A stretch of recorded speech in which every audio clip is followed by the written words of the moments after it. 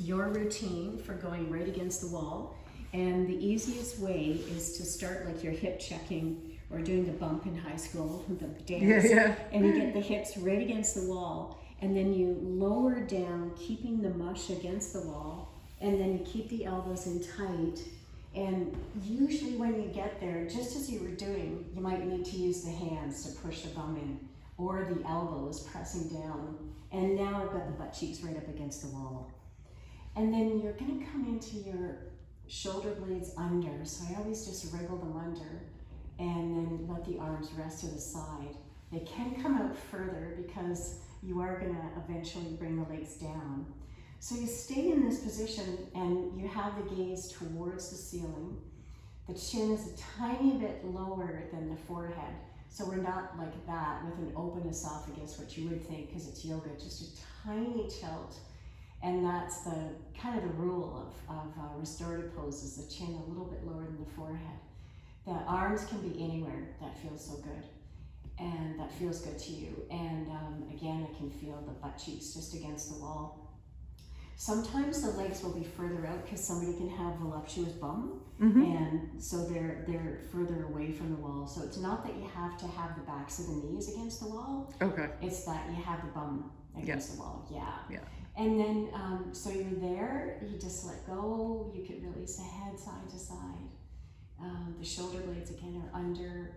And then you come from one side to the other. So the legs are gonna swivel down and my back just let go. And you'll come all the way down. Yeah, it's actually, that's where my scoliosis is. I have to undo it every day.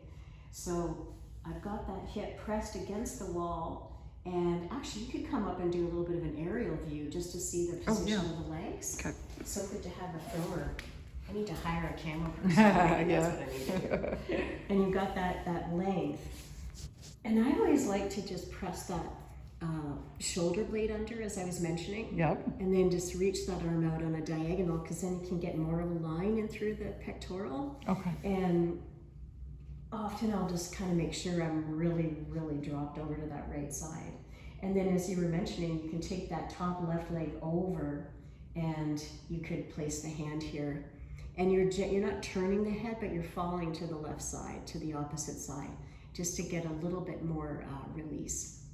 And through the chest and the shoulder. And then you come back up the wall, you take one leg up and it'll start to entrain the other leg up the wall. And come over, and then you can settle for a moment there, and then swish again.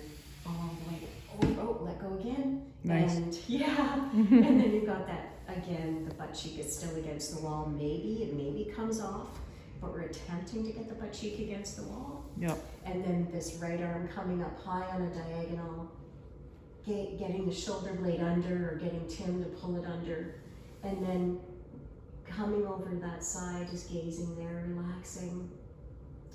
And you can pause the video and stay